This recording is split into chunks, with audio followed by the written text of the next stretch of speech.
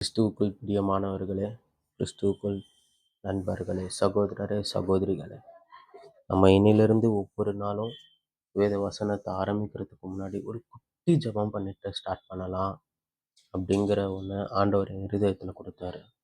So ஆண்டவரே, இந்த நாளை காண செய்ததற்காக உமக்கு நன்றி ஐயா.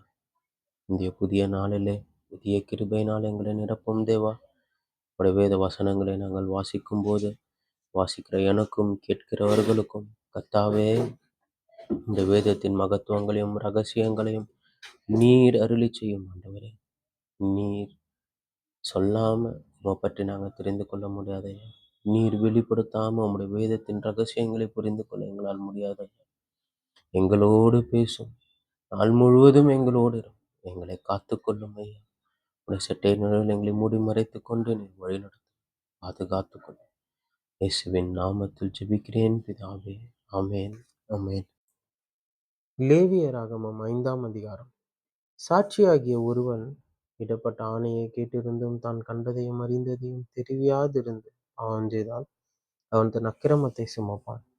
சுத்தமான காட்டு மிருகத்தின் உடலையாவது அசுத்தமான நாட்டு மிருகத்தின் உடலையாவது அசுத்தமான ஊரும் பிராணிகளின் உடலையாவது இவ்வித அசுத்தமான யாதொரு வஸ்துவையாவது ஒருவன் அறியாமல் தொட்டால் அவன் தீட்டும் குற்றமும் உள்ளவனாவான். அல்லது எந்த அசுத்தத்தினாலாகிலும் தீட்டுப்பட்ட ஒரு மனதினை ஒருவன் அறியாமல் தொட்டு பின்பு அதை அறிந்து கொண்டால் அவன் குற்றமுள்ளவன் ஆவான். மனிதர் பதறி ஆணையிடும் எந்த காரியத்தினாலும் ஒருவன் தீமை செய்கிறதற்காவது நன்மை செய்கிறதற்காவது தன் மனம் அறியாமல் தன் உதடுகளினால் பதறி ஆணையிட்டு பின்பு அவன் அதை அறிந்து கொண்டால் அதை குறித்து குற்றமுள்ளவன் ஆவான். இப்படிப்பட்டவைகள் ஒன்றில் ஒருவன் குற்றமுள்ளவனாகும் போது அவன் தான் செய்தது பாவம் என்று அறிக்கையிட்டு தான் செய்த பாவத்துக்கு பாவ நிவாரண பலியாக ஆடுகளிலாவது ஒரு பெண் குட்டியை குற்ற நிவாரண பலியாக கர்த்தருடைய சந்நிதியில் கொண்டு வர வேண்டும். அதனாலே ஆசாரியன் அவன் செய்த பாவத்தை குறித்து அவனுக்காக பாவ நிவர்த்தி செய்ய கடவன். ஆட்டுக்குட்டியை கொண்டு வர அவனுக்கு சக்தி இல்லாதிருந்தால் அவன் செய்த குற்றத்தின் நிமித்தம் 2 காட்டு புறாக்களையாவது 2 புறா குஞ்சுகளையாவது ஒன்றை பாவ நிவாரண பலியாகவும் மற்றொன்றை சர்வாங்க தகன பலியாகவும் கர்த்தருடைய சந்நிதியில் கொண்டு வர கடவன். அவைகளை ஆசாரியனிடத்தில் கொண்டு வருவானாக. அவன் பாவ நிவாரண பலிக்கான அதை முன்னே செலுத்தி அதன் தலையை அதன் கழுத்தினிடத்தில் கிள்ளி அதை 2ஆக்காமல் வைத்து அதன் இரத்தத்தில் கொஞ்சம் எடுத்து பலிபீடத்தின் பக்கத்தில் தெளித்து மீதியான இரத்தத்தை பலிபீடத்தின் அடியிலே வடிய விடுவானாக. இது பாவ நிவாரண பலி. மற்றதை நியமத்தின்படியே அவன் தகன பலியாய் செலுத்த கடவன். இவ்விதமாய் அவன் செய்த பாவத்தை ஆசாரியன் நிவர்த்தி செய்ய கடவன். அப்பொழுது அது அவனுக்கு மன்னிக்கப்படும். 2 காட்டு புறாக்களையாவது 2 புறா குஞ்சுகளையாவது கொண்டு வர அவனுக்கு சக்தி இல்லாதிருந்தால் பாவம் செய்து பாவ நிவாரணத்துக்காக ஒரு எப்பா அளவான மெல்லிய மாவில் 10 ஒரு பங்கை தன் காணிக்கையாக கொண்டு வருவானாக. அது பாவ நிவாரண பலியாயிருப்பதினால் அதன் மேல் எண்ணெய் வார்க்காமலும் தூபவர்க்கம் போடாமலும் இருந்து அதை ஆசாரியனிடத்தில் கொண்டு வர வேண்டும். அதிலே ஆசாரியன் ஞாபக குறியாக பங்காக தன் கைப்பிடி நிறைய எடுத்து கர்த்தருக்கு இடும் தகன பலிகளைப் போல பலிபீடத்தின் மேல் தகனிக்க கடவன். இது பாவ நிவாரண பலி. இவ்விதமாக மேற்சொல்லிய காரியங்கள் ஒன்றில் அவன் செய்த பாவத்துக்காக ஆசாரியன் பாவ நிவர்த்தி செய்ய கடவன். அப்பொழுது அது அவனுக்கு மன்னிக்கப்படும். மீதியானது போஜன பலியைப் போல ஆசாரியனை சேரும் என்றார். இன்னும் கர்த்தர் மோசேயை நோக்கி, ஒருவன் கர்த்தருக்குரிய பரிசுத்தமானவைகளில் குற்றஞ்செய்து அறியாமையினால் பாவத்துக்குட்பட்டால் அவன் தன் குற்றத்தின் நிமித்தம் பரிசுத்த ஸ்தலத்து சேக்கல் கணக்கின்படியே நீ எவன் மேல் சுமத்தும் அபராதம் எவ்வளவோ அவ்வளவு வெள்ளிச்சேக்கல் பெறும் பழுதற்ற ஒரு ஆட்டுக்குட்டியை குற்ற நிவாரண பலியாக கர்த்தருடைய சந்நிதியில் கொண்டு வந்து பரிசுத்தமானதை குறித்து தான் செய்த தப்பிதத்தினால் உண்டான நஷ்டத்தை செலுத்தி அதனுடைய 5 ஒரு பங்கை அதிகமாக கூட்டி ஆசாரியனுக்கு கொடுப்பானாக. குற்ற நிவாரண பலியாகிய ஆட்டுக்கடாவினாலே அவனுக்காக ஆசாரியன் பாவ நிவர்த்தி செய்ய கடவன். அப்பொழுது அது அவனுக்கு மன்னிக்கப்படும். ஒருவன் செய்ய தகாதது என்று கர்த்தருடைய கட்டளைகளினால் விளக்கப்பட்ட யாதொன்றை செய்து பாவத்துக்குட்பட்டால் அதை அவன் அறியாமையினால் செய்தாலும் அவன் குற்றமுள்ளவனாயிருந்து தன் அக்கிரமத்தை சுமப்பான். அதிநிமித்தம் அவன் குற்ற நிவாரண பலியாக உன் மதிப்புக்கு சரியான பழுதற்ற ஒரு ஆட்டுக்கடாவை ஆசாரியனிடத்தில் கொண்டு வருவானாக. அவன் அறியாமல் செய்த தப்பிதத்தை ஆசாரியன் அவனுக்காக நிவிர்த்தி செய்ய கடவன். அப்பொழுது அது அவனுக்கு மன்னிக்கப்படும். இது குற்ற நிவாரண பலி. அவன் கர்த்தருக்கு விரோதமாய் குற்றம் செய்தான் என்பது நிச்சயம் என்றார்.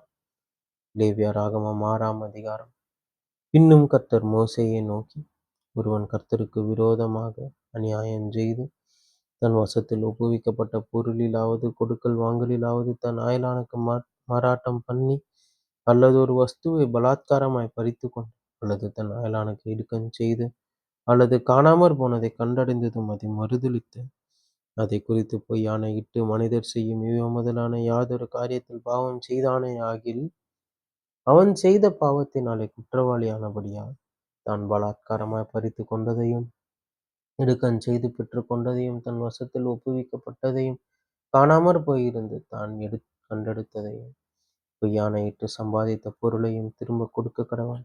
அந்த முதலை கொடுக்கிறதும் அல்லாமல் அதனோடே 1/5 அதிகமாகவும் கூட்டி, அதைத்தான் நிவாரண பலியை இடும் நாளில் அதற்குரியவனுக்கு கொடுத்துவிட்டு, தன் குற்ற நிவாரண பலியாக உன் மதிப்புக்கு சரியான பழுதற்ற ஆட்டுக்கடாவை கர்த்தருக்கு செலுத்தும்படி அதை ஆசாரியனிடத்தில் குற்ற நிவாரண பலியாக கொண்டு வருவானாக.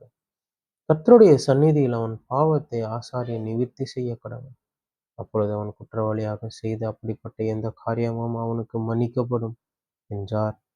பின்னும் கர்த்தர் மோசேயை நோக்கி, நீ ஆரோனுக்கும் அவன் குமாரருக்கும் கற்பிக்க வேண்டிய சர்வாங்க தகனபலிக்குரிய பிரமாணம் என்னவென்றால், சர்வாங்க தகனபலியானது முழுவதும் விடியார்காலம் மட்டும் பலிபீடத்தின் மேல் எரிய வேண்டும். பலிபீடத்தின் மேலுள்ள அக்கினி எரிந்து கொண்டே இருக்க வேண்டும். ஆசாரியன் தன் சணல் நூல் அங்கியை தரித்து, தன் சணல் நூல் ஜல்லடத்தை அறையில் போட்டுக்கொண்டு, பலிபீடத்தின் மேல் அக்கினியில் எரிந்த சர்வாங்க தகன பலியின் சாம்பலை எடுத்து பலிபீடத்து பக்கத்தில் கொட்டி, பின்பு தன் வஸ்திரங்களை கழற்றி வேறு வஸ்திரங்களை உடுத்தி கொண்டு, அந்த சாம்பலை பாளையத்துக்கு புறம்பே சுத்தமான ஒரு இடத்திலே கொண்டு போய் கொட்ட கடவன். பலிபீடத்தின் மேலிருந்த அக்கினி அவியாமல் எரிந்து கொண்டிருக்க வேண்டும். ஆசாரியன் காலைதோறும் அதன் மேல் எரியும்படி கட்டைகளை போட்டு, அதன் மேல் சர்வாங்க தகன பலியை வரிசையாக வைத்து, அதன் மேல் சமாதான பலிகளின் கொழுப்பை போட்டு தகனிக்க கடவன். பலிபீடத்தின் மேல் அக்கினி எப்பொழுதும் எரிந்து கொண்டிருக்க வேண்டும். அது ஒருபோதும் அவிந்து போகலாகாது. போஜன பலியின் பிரமாணம் என்னவென்றால், ஆரோனின் குமாரர் அதை கர்த்தருடைய சந்நிதியில் பலிபீடத்துக்கு முன்னே படைக்க வேண்டும். அவன் போஜன பலியின் மெல்லிய மாவிலும் அதன் எண்ணெயிலும் தன் கைப்பிடி நிறைய எடுத்து, போஜன பலியின் மேலுள்ள தூப வர்க்கம் யாவற்றோடும் கூட அதன் ஞாபக குறியாக பலிபீடத்தின் மேல் கர்த்தருக்கு சுகந்த வாசனையாக தகனிக்க கடவன். அதில் மீதியானதை ஆரோனும் அவன் குமாரரும் புசிப்பார்களாக. அது புளிப்பில்லா அப்பத்துடன் பரிசுத்த ஸ்தலத்தில் புசிக்கப்பட கடவது. ஆசரிப்பு கூடாரத்தின் பிரகாரத்தில் அதை புசிக்க வேண்டும். அதை புளித்த மாவுள்ளதாக பாகம் பண்ண வேண்டாம். அது எனக்கு இடப்படும் தகனங்களில் நான் அவர்களுக்கு கொடுத்த அவர்களுடைய பங்கு. அது பாவ நிவாரண பலியை போலும் குற்ற நிவாரண பலியை போலும் மகா பரிசுத்தமானது. ஆரோனின் பிள்ளைகளில் ஆண் மக்கள் யாவரும் அதை புசிப்பார்களாக. கர்த்தருக்கு இடப்படும் தகன பலிகளில் அது உங்கள் தலைமுறை தோறும் நித்திய கட்டளையா இருக்க கடவது. அவைகளை தொடுகிறவன் எவனும் பரிசுத்தமாய் இருப்பான் என்று சொல் என்றார்.